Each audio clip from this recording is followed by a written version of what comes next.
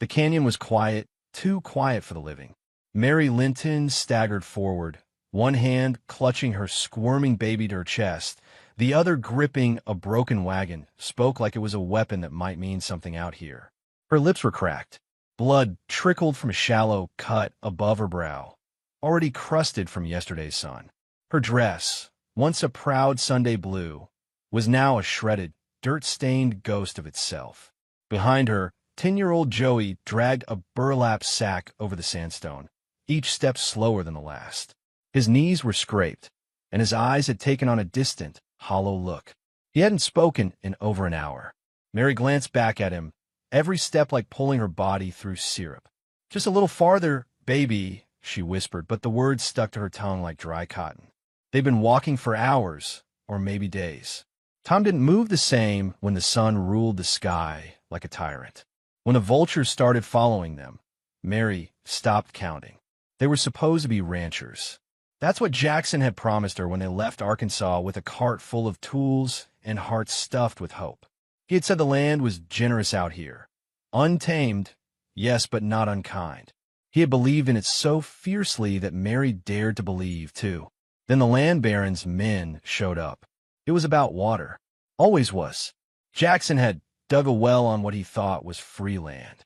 Turns out it belonged, technically, legally, and violently, to a man named Brackett, a cattle magnate who owned everything between the river and the mountains, including the law. Jackson didn't bow. Jackson had never bowed in his life. They shot him in front of Mary and the kids. Buried him in a shallow grave so the coyotes wouldn't have to dig far. Mary had screamed until her voice bled. That's when they gagged her, tied her to the wagon, and drove her and the children deep into the canyon. They didn't say why they didn't kill her. One of the men laughed as he unhitched the horses and left the wagon to rot. Let the buzzards sort out. She had no weapons, no food, and no shoes. Just two children, the clothes on their backs, and whatever stubborn fire hadn't yet been choked out of her. Joey tripped on a rock and crumpled into the sand. Mary turned and dropped beside him. "Joey," she rasped, brushing sweat-matted curls from his forehead. "You gotta get up, baby.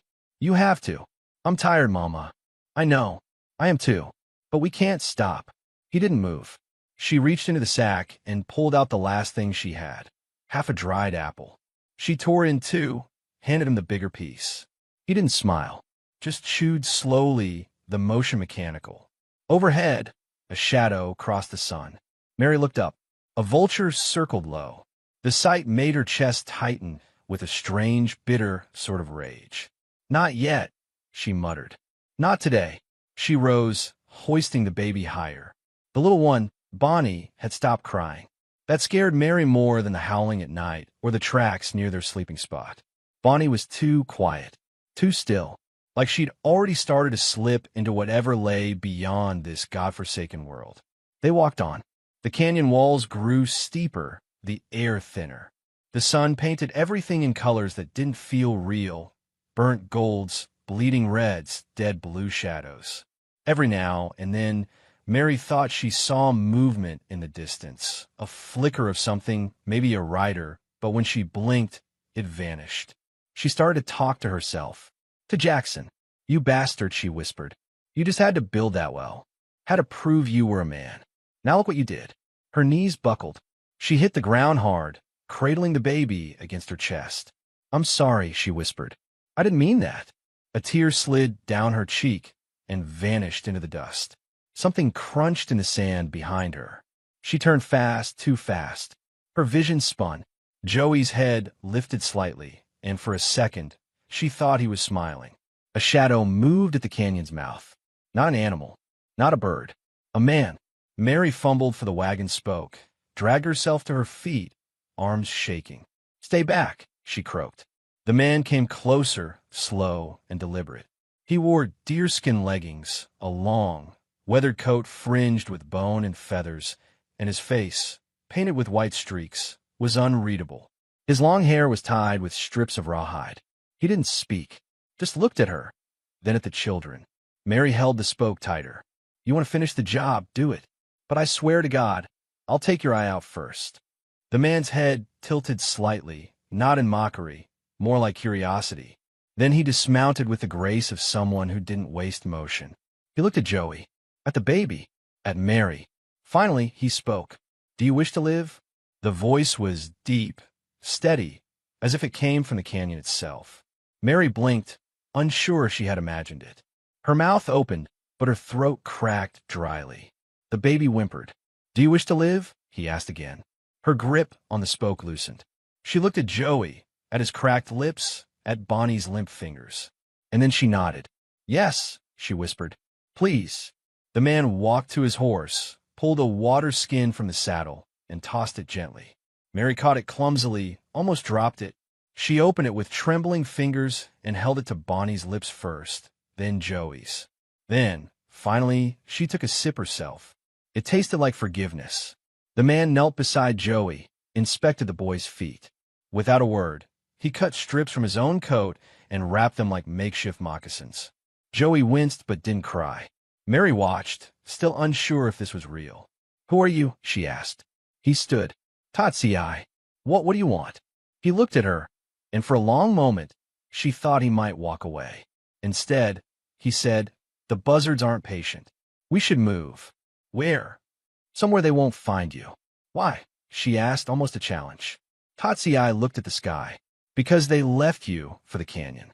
But the canyon doesn't always listen." He turned, mounted his horse, and extended a hand. Mary hesitated. Trust wasn't something she had left. Men had stolen everything from her. But when she looked into Tatsii's eyes, she didn't see the usual hunger or cold indifference. She saw fire, the kind that burned but didn't consume. She placed her hand in his. He pulled her up effortlessly. She held the baby in one arm, gripped the saddle horn with the other. Joey tried to follow on foot, but his legs gave out. Tatsii swung down again, picked the boy up like he weighed nothing, and placed him behind Mary.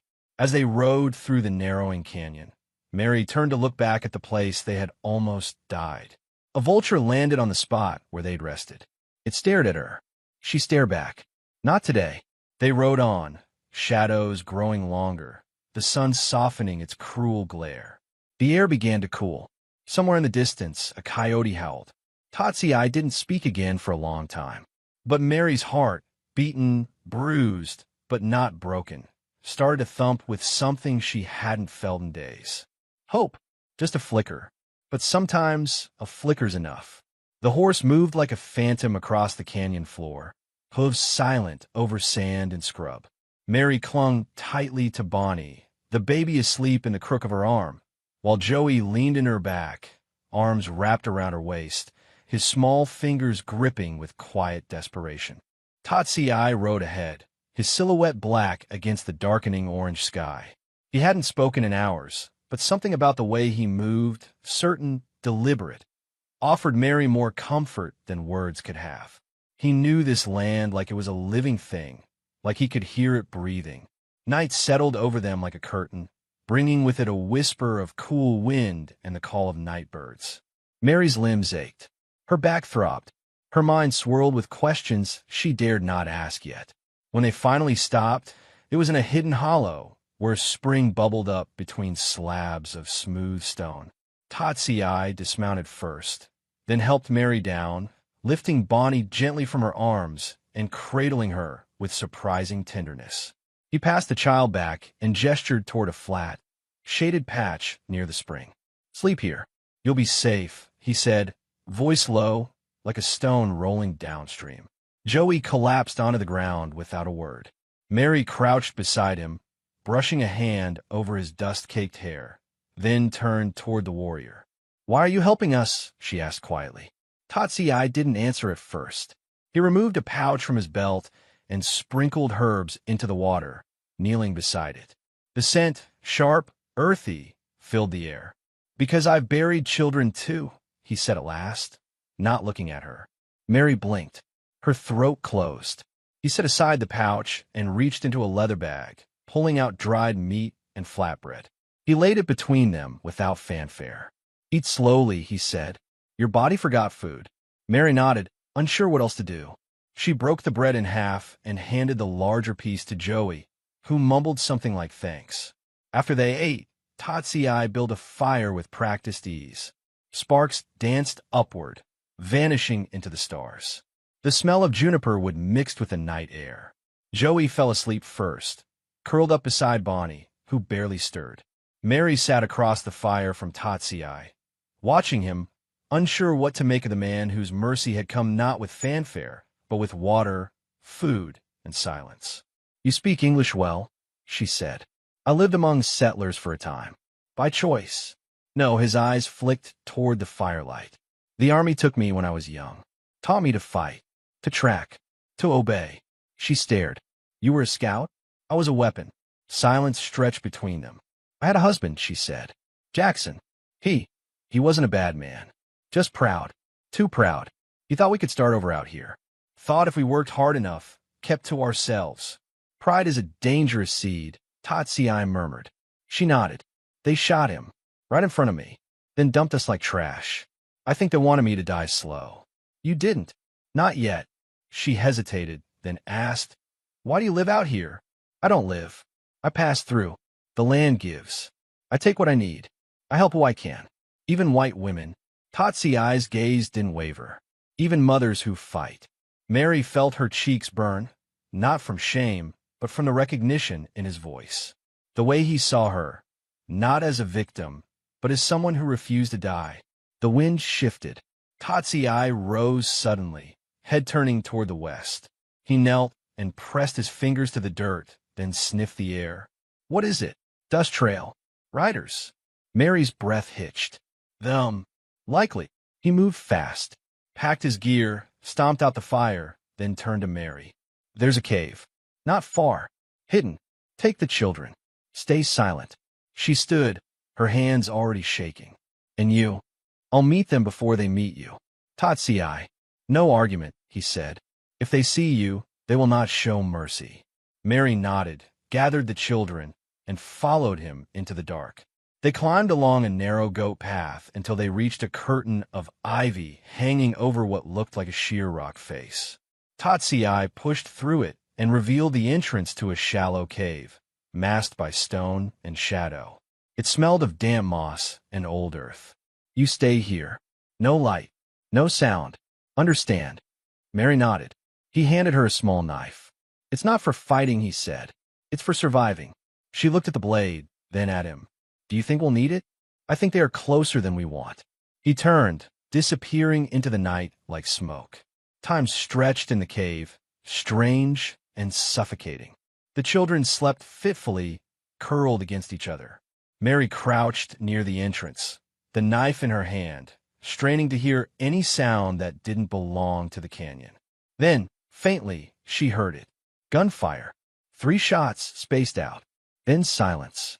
She held her breath. A 4th shot rang out, closer this time. Then nothing.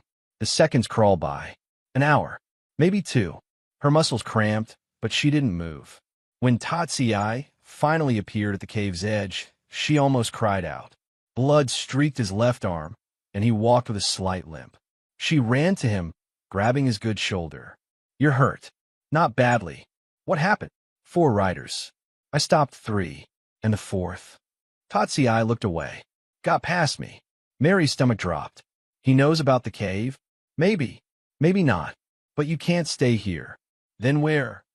"There's a Navajo settlement 2 days north. They'll take you in. Protect you. And you." "I can't go there." "Not anymore." Mary didn't press. She cleaned his wound with cloth torn from her skirt, working in silence. When she finished, she looked up at him. "Thank you." He shrugged. "I gave mercy once. It was not returned. Doesn't mean I stopped giving it." She watched him closely. "They took someone from you." His jaw tightened. "My wife. My daughter. The Bluecoats mistook our home for a rebel camp. They burned it. I buried bones." Mary's chest ached. "Then why save me?" "Because grief is a river. If it carries you too long, you forget how to swim. You drown." "I won't drown." She placed a hand gently over his. "I won't either." Dawn crept over the canyon in pale gold and lavender. Mary fed the children the last of the food, while Tatsiai scouted the trail. When he returned, his expression was grim. "They're searching," he said. "Closer now." He led them through twisting paths across dry riverbeds. always listening, always watching. Mary noticed how Joey stayed near Tatsiai now, mimicking his steps, asking questions in hushed tones. The warrior began answering, teaching him how to tell a rabbit track from a coyote's, how to read the sky for weather. Joey laughed once, a short bark of joy, and Tatsiai cracked the faintest smile. Mary stared. He's smiling, she teased. Tatsiai grunted. Don't get used to it. The horse didn't like it last time. Joey giggled. They stopped beneath a rock overhang that night. Tatsiai caught a hare, roasted it with herbs, and handed Mary the first piece. This is more than survival, she said. This feels human again. Tatsiai stared into the fire. It's not the land that kills us. It's the people on it. I was one of those people once, Mary whispered. No, you were just asleep. Now you're awake. She looked at him, surprised. He met her gaze. And you fight for your young. That's the strongest thing anyone can do. She blinked away sudden tears, afraid of what it meant that his voice reached something buried deep inside her. Later that night, Mary couldn't sleep. She stepped away from the fire and found Tatsiai sitting beneath the stars, sharpening a blade. I was afraid of you, she said. You should be. She sat beside him. But I'm not. He said nothing, just kept sharpening the blade. They'll keep coming, won't they? Yes. Mary looked at the stars. Then we keep moving. We'll reach the settlement by nightfall tomorrow. From there, you'll be safe. And you, I'll draw them away. She turned to him, panic blooming. Alone. It's my fight. Mary reached for his hand. He didn't pull away. It's mine now, too. For the first time, he looked shaken, not by fear, but by the truth of her words. She had been a settler's wife, then a widow, then a ghost walking through the desert. But now she was something else. And Tatsiai saw it. A fire sparked in her eyes. A resolve. He nodded once, almost to himself. Then we move at first light. As the stars wheeled overhead and the wind whispered down the canyon, Mary finally slept. Not because she was no longer afraid, but because she knew she wouldn't run anymore. The buzzards would have to wait. By sunrise, the wind had shifted. Tatsiai didn't speak as he saddled the horse and packed their meager supplies with mechanical precision. Mary could feel it in the air, the stillness before something broke. Bonnie slept on her shoulder, warm and quiet. Joey stood beside her, lips pressed together, watching Tatsiai like a soldier waiting for orders. No one had to say it. The enemy was close. The settlement lay only a half-day north. But between them and safety stretched flatland. Open space with no cover, no rocks, no trees, just scrub and sand. If the gang was tracking, that stretch would be a death march. Tatsiai knelt and drew a line in the dirt with a stick. They'll come from here, he said, tapping a spot southwest. 4, maybe 5 riders. I saw the tracks. Mary looked at the boy. Joey and I, if we run. They'll find you, Tatsiai said. They always find what bleeds. He stood slowly and faced her. I'll draw them south, toward the ridge. No, her voice surprised even herself. Not without me. Tatsiai stared.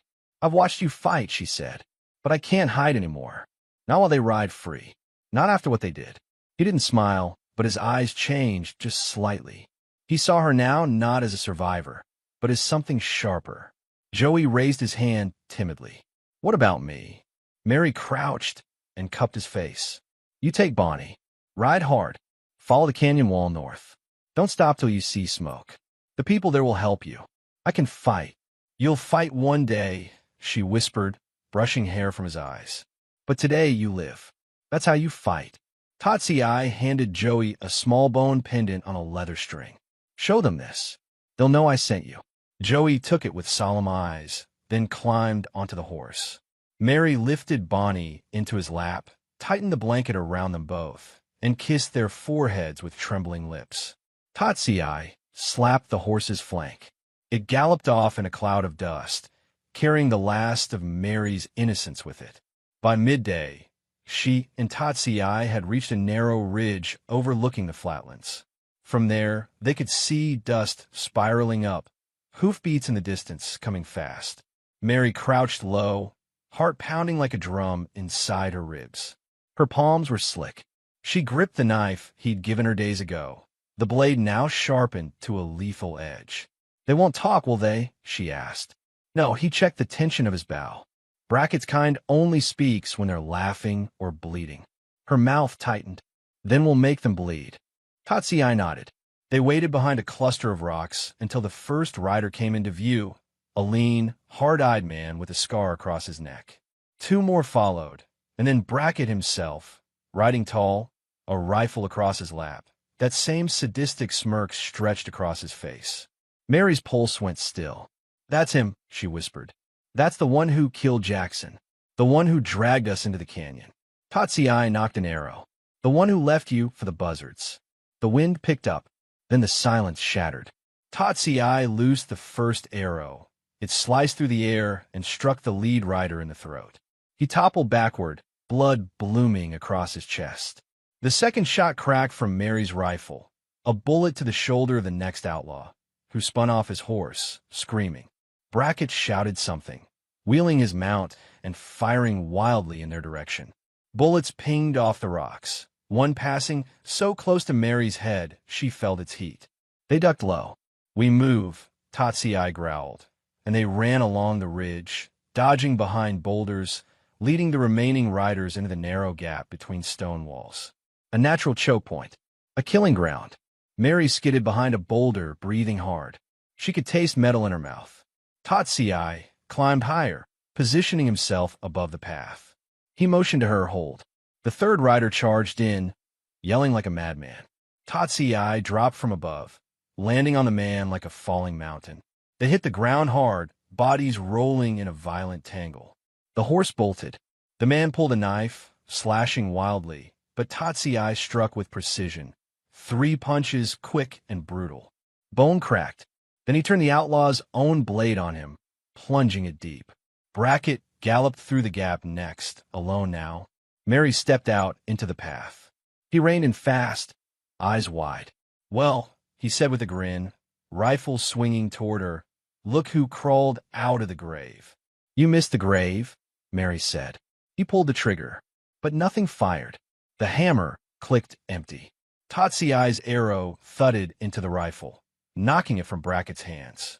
The man yelled and jumped from his saddle, drawing a pistol, but Mary was already on him. She tackled him like fury given flesh, knife flashing. He backhanded her, sent her sprawling into the dust. But the rage didn't stop. She rolled, came up bleeding, and swung again, the blade slicing across his thigh. Brackett howled, lunging at her. They wrestled in the dirt, kicking, cursing, clawing. He got on top, fist raised. Then Tatsui grabbed him from behind and dragged him off. "No!" Mary screamed. "He's mine!" Tatsui didn't move, just held the man firm while Mary stood, panting, shaking, knife dripping. Brackett sneered, even through the pain. "You don't got the guts, woman." Mary stepped close. "They said that about my husband, too." And then she drove the blade into his heart. He gasped, eyes wide with disbelief, then slumped forward, lifeless. The wind stilled. Mary stood there for a long moment, staring down at the body. Her hands trembled. Blood soaked her dress. But she didn't cry. Tatsui let go and stepped back. "It's done," he said. "No," she replied. "It's begun." They buried the bodies in shallow graves, not for mercy, but to keep the animals away. Mary cleaned her hands in the spring nearby, watching the red water swirl into the rocks. When she returned, Tatsui was crouched beside the fire he'd built from broken branches. "Your boy made it," he said. She looked up sharply. "Smoke," he added, "rising in the north." The settlement saw him. She closed her eyes in relief. "You won't come with me, will you?" she asked. Tatsui poked the fire with a stick. "I don't belong in houses. You belong where you're needed." He looked at her then, the firelight dancing in his eyes. "You don't need me anymore." Mary sat beside him, legs aching, soul raw. "I don't know what I am now," she said softly. "You're not a widow," he said. "Not anymore." They watched the stars rise together, the night sky enormous and endless. "Will they come again?" she asked. "They always do.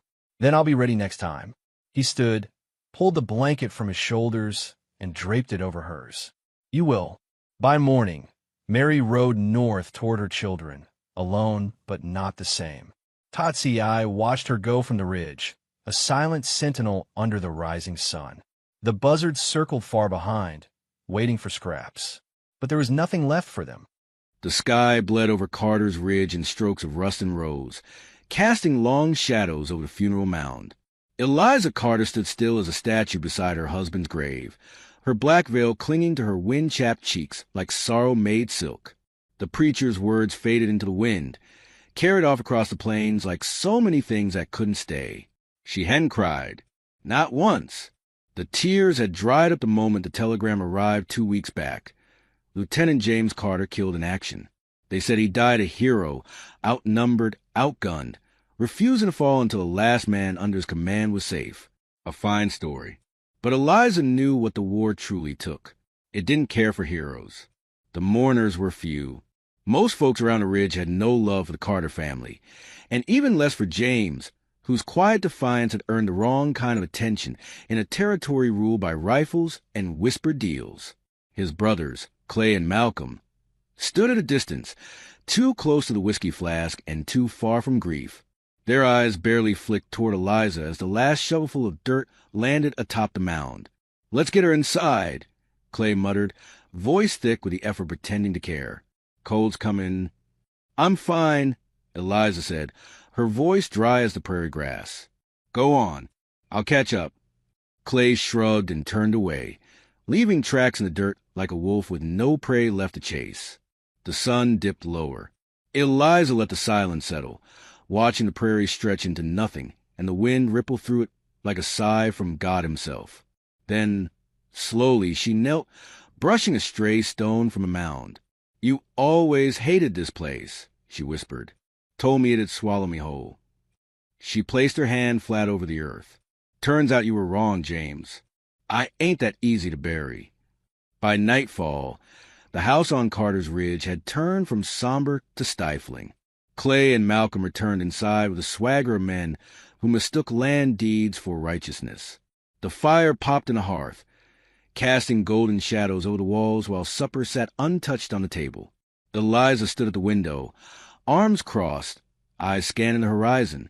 There was a tension in her belly she couldn't name, a knowing that didn't come from reason, but from the bone. James had trusted his brothers to manage things in his absence. Land, livestock, the accounts. And now he was dead, and they were here, and nothing felt right. "You're looking mighty pale, Eliza," Malcolm said from behind, voice syrupy with something slicker than concern. "Come sit. Eat." "I'm not hungry." "Suit yourself," Clay said, "but you're going to need your strength. Lot of paperwork to sort." James didn't exactly leave things neat. "That's funny," she said, not turning. "James kept records of everything. Didn't trust either of you with a shovel, let alone his books." Clay's chair scraped against the floor. "What did you say?" She turned now, slowly, eyes hard. "I said, don't pretend you were close to him. You've been sniffing around this ranch like it's meat for the taquine. I see it. I smell it." Clay stepped forward. "You forget yourself." "No, I remember exactly who I am. Eliza Carter, James's wife. And legally, that makes me the heir to this land, whether you like it or not." A long silence fell. Even the fire seemed to stop crackling. Malcolm chuckled. "Well, ain't that a twist?" Clay's grin was a knife. "Don't worry, Eliza. We got all figured out." She didn't see the blow coming. 1 second she was standing, the next, darkness. She woke with a taste of blood in her mouth, and the stars spinning overhead like drunken fireflies. Her wrists were bound, rope cutting into her skin. The smell of horse sweat, tobacco, and stale piss told her all she needed before her eyes could focus. She was in a wagon. Canvas flapped overhead, and 2 men sat near the tailgate, rifles across their laps. Neither were her brothers-in-law. Worse, these were men without names, without honor, outlaws. Panic surged up her throat, hot and wild. She thrashed, kicked, cursed. One of the men turned. "Easy, girl. You'll spook the horses." "Let me go," she spat. "Where the hell am I?" "Far enough that no one come looking," the man drawled. "Clay said you put up a fuss." Clay, that snake had sold her. Why? She whispered. Why not just kill me? The man scratched his beard. You're pretty, and there's buyers out east who pay good coin for something like you. She froze. Her whole body trembled. You're lying. The other man laughed. You'll see. The wagon rolled on. Time lost meaning. Her thoughts ran in circles, memories of James, of their first ride across the ridge, of their wedding night under a stormy sky. Rage curled inside her chest like a starving animal. She wouldn't beg. She wouldn't cry. But she would not die in a cage. The next night, when they stopped to camp, she acted. They underestimated her, thought she was just some grieving widow. But grief sharpens. It hones. And Eliza had been sharpening for days. She waited until the sentry dozed off, firelight flickering low. Then she rolled toward a sharp rock she'd spotted hours earlier, sawing the rope against it until her wrist bled. When it finally snapped, she didn't hesitate. She lunged for the sentry's knife. He woke too late. Steel flashed. She cut his thigh deep. He roared, fell. The other outlaw bolted up, fumbling for his gun. Eliza ran. Branches tore at her dress. Briars scratched her arms. But she didn't stop. Behind her, shouting, a gunshot cracked through the trees. Then, a cry split the night. Not human, high-pitched, piercing. It echoed through the trees like a ghost made of war. The shouting stopped. Silence reigned. And then hoofbeats. Fast. Controlled. From the darkness, a figure appeared. Atop a painted horse. Body wrapped in buckskin. Face streaked with red and black. Feathers adorned his braid. And a long rifle sat across his back. He looked down at her with eyes like flint. Eliza fell to her knees, gasping. The rider didn't move. Just watched. Behind them, the outlaw emerged, gun raised, teeth bared. The Cheyenne moved before the man could fire. A blur of motion, the thwack of a tomahawk. The outlaw crumpled. Eliza stared, heart pounding, breath ragged. The warrior turned to her. He dismounted, walked toward her in measured steps. No threat in his stance, but every inch of him said danger. He knelt before her and spoke. Not in English, not at first. Then slowly, carefully, in accented but clear words. You are safe now. She stared. Who are you? He didn't answer right away. He stood, offered his hand. Come, he said. Before others come. She hesitated. Behind her, the corpse. Before her, a stranger. But something in his eyes, calm, fierce, alive, drew her forward. She took his hand. The forest closed around them, the moon casting silver patterns on the trail as he led her into the unknown. And for the first time since a funeral, Eliza Carter did not feel like a widow.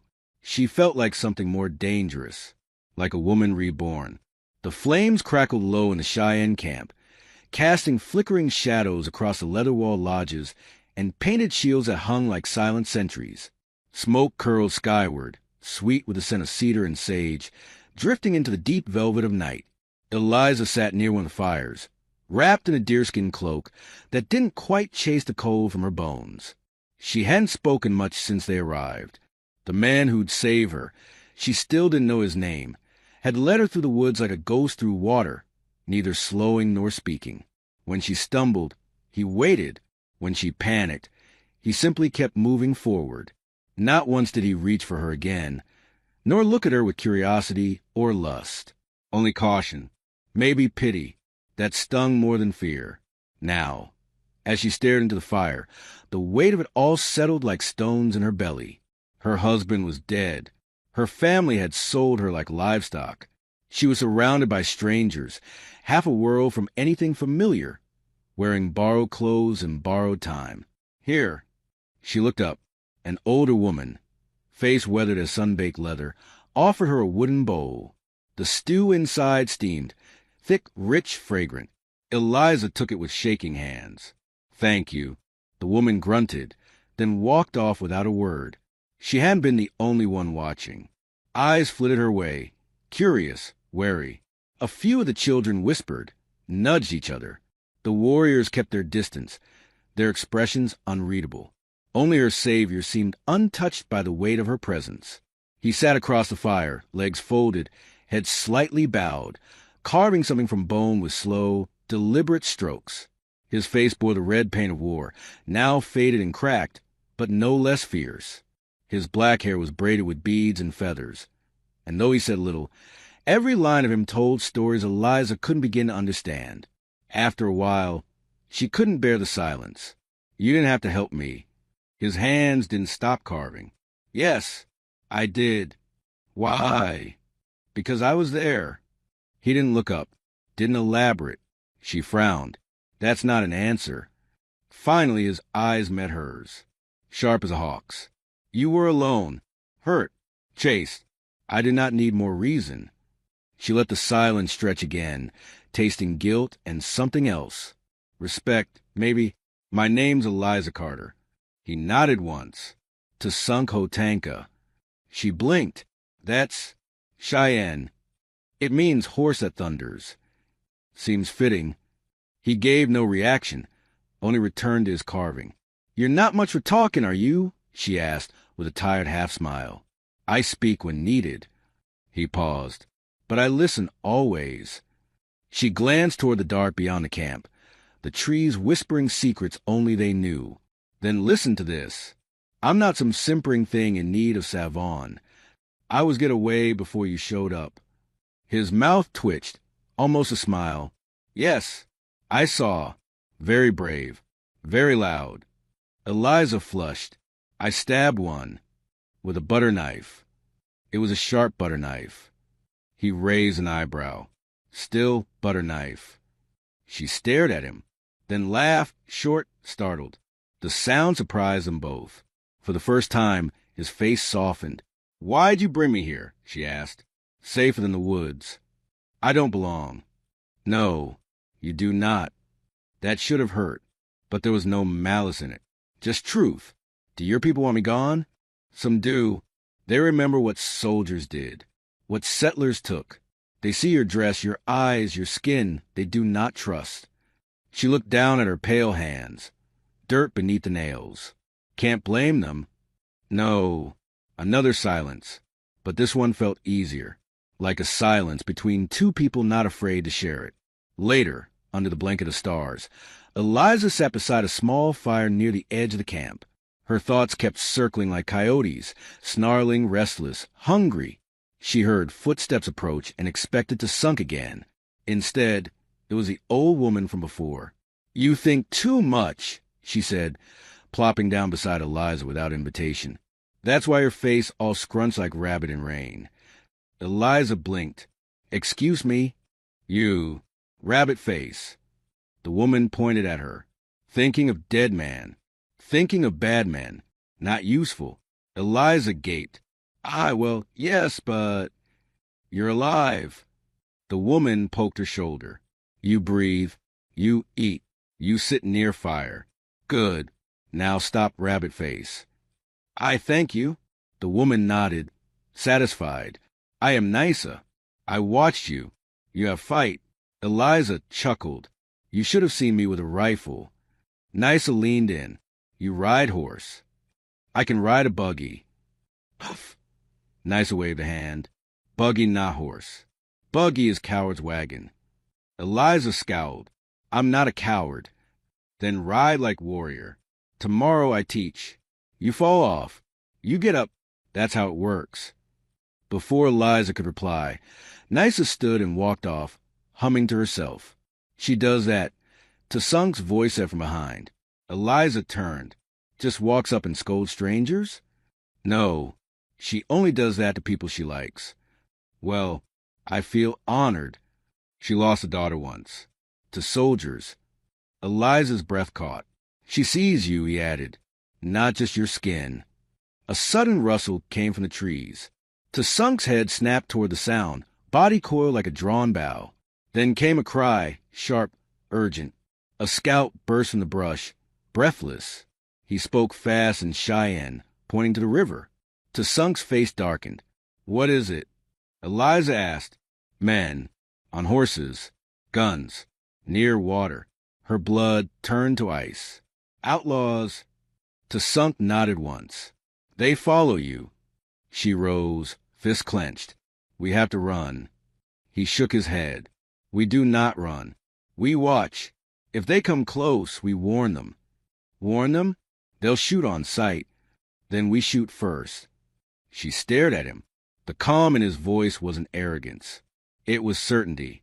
An hour passed. Then, too, Sunk and a small group of warriors moved like shadows to the river's edge. Eliza waited with Nysa, heart pounding, ears strained for sounds that didn't belong. When the warriors returned, their silence was grim. They saw us, Sunk said. Turn back, but they will return. Eliza stood. They won't stop. They know I'm alive. They'll keep coming. Sunk studied her. Then we stopped them. Me, she scoffed. What can I do? You are bait.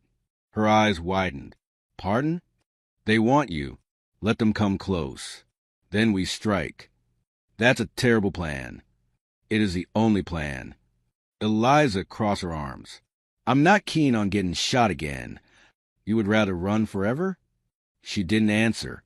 Her silence was answer enough. In the morning, the sky burned gold. The warriors painted their faces. Eliza, dressed in simple buckskin now, hair braided back, looked like someone else in the mirror pool. Not a widow, not a prisoner. Something in between. Sunk stood beside her, fastening his rifle. You are afraid, he said. Damn right. Good. Fear means you have something to lose. She met his eyes. Do you? He hesitated, then nodded once. My people, my land, my honor. And me? Another pause. Maybe. She smiled just a little. Good. They rode toward the ridge where the outlaws had been last seen. Eliza's hands gripped the reins, knuckles white. Nysa had kept her word. The horse didn't buck her once, but her heartbeat did. They dismounted in the trees. Sunk pointed. There. We wait. Eliza crouched low, breath shallow. Voices. The outlaws rode in, 3 of them, including Clay. Her mouth went dry. He looked older, angrier, less sure. Spread out, he barked. She's close. I can feel it. Sunk nodded. Now, the Cheyenne warriors rose from the brush like spirits made flesh. Eliza stood, rifle raised, hand steady. Hello, Clay. He turned, stunned. Eliza. She stepped into the clearing. You sold me. Thought I'd die. But I didn't. His hand twitched toward his gun. Don't, she said. Behind him, a warrior stepped forward. Arrow knocked. Clay froze. Drop it. He did. Walk away, she said. Right now. And never come back. You'll never survive out here. I already did. He lunged. Her shot rang out before he touched her. He hit the ground hard, clutching his leg, howling. Sunk moved fast, disarmed him. The others fled. Eliza stood over Clay, rifle still aimed. This land ain't yours, she said. And neither am I.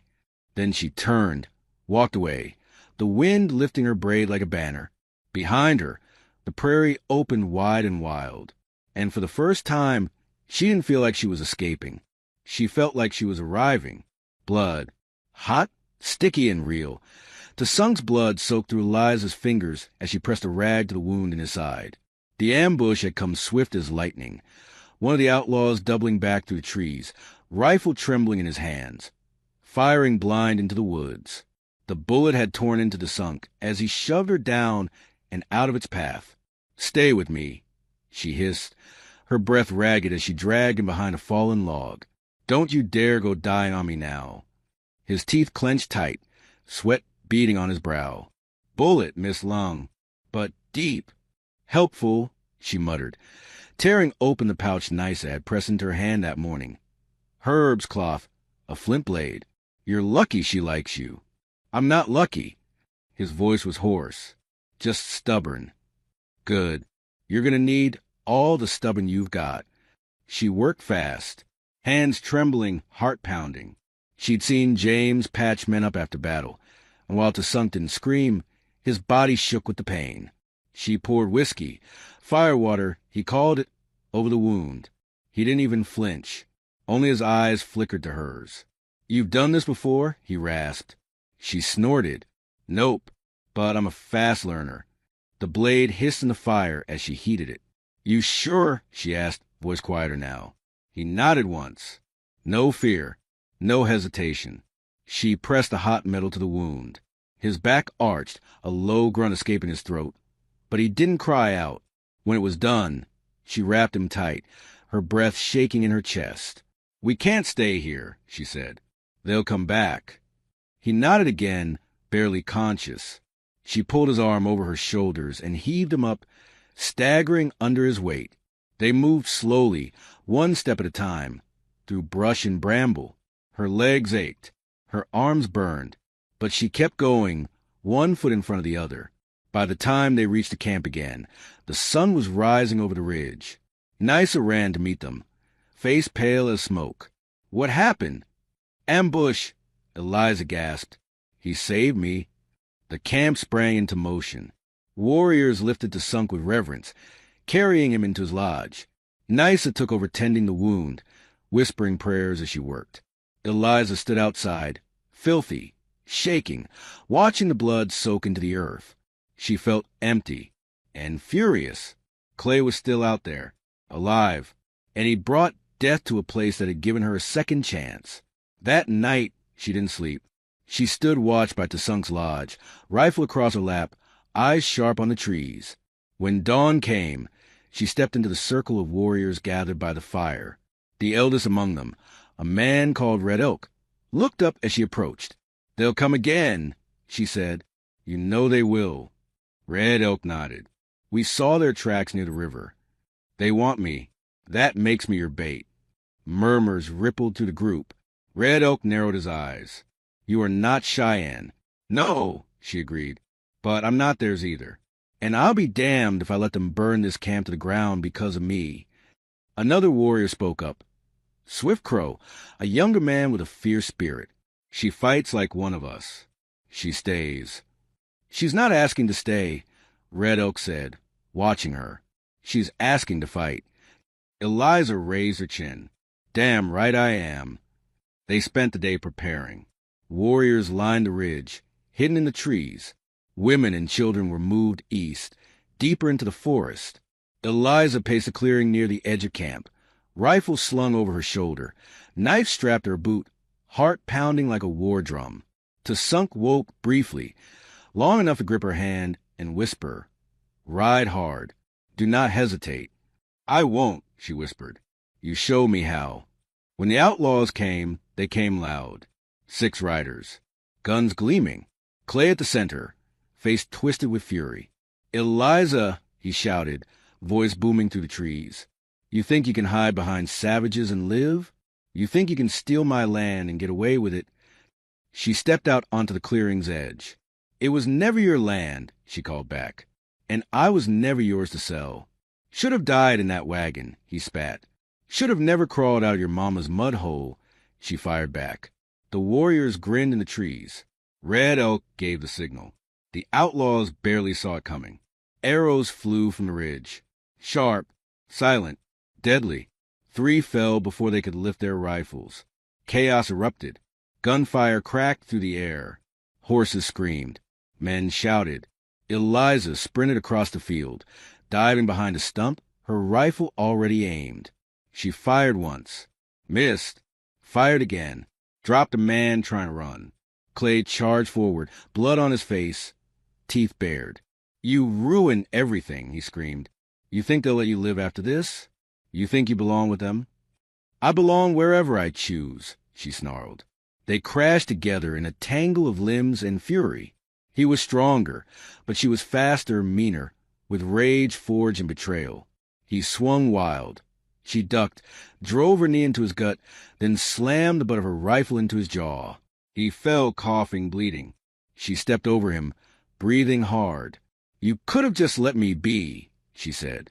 "But you couldn't stand that I didn't need you." He reached for his pistol. She fired. The shot echoed like thunder. When the smoke cleared, he was still. The field went quiet. The last outlaw dropped his weapon and fled, disappearing into the trees. Red Elk emerged from the brush, nodding solemnly. "It is done." Eliza stood, shoulders heaving. The fight was over, but her war had only just ended. Back at the camp, the people gathered slowly. They did not cheer. They honored the fallen. They buried the dead. They sang songs low and mournful. Tasunk lay in his lodge, pale but awake. She sat beside him, her hands still shaking. "You rode like thunder," he said softly. She looked down. "You taught me." "No," he said. "You had it in you already. I only reminded you how to let it out." She didn't know what to say, so she took his hand and held it. In the days that followed, she helped rebuild, helped cook, helped heal. Slowly, the looks changed from suspicion to respect. The children followed her now, asking questions. The women taught her how to grind corn, how to stitch leather, how to sing softly under her breath. She laughed more. One morning, Red Oak came to her as she sat near the fire, polishing her rifle. "You stayed," he said. "I wasn't sure I would." "Now!" She looked toward the hills. "I don't know. I lost everything once. Then I lost it again. But here, I don't feel lost." He nodded. "Tasunk says you are brave." "He's biased." "He says you are stubborn, too." She grinned. "That's true." He placed a hand on her shoulder. "If you wish to stay, you are welcome." The words settled in her chest like roots. Later, as the sun set over the ridge, Tasunk stood beside her, arms still in a sling, his eyes scanning the horizon. "What now?" she asked. "We live," he said. "And after that?" He looked at her. "We see." The fire crackled behind them. The wind sang through the trees. Eliza looked at the horizon, then at the people gathered behind her.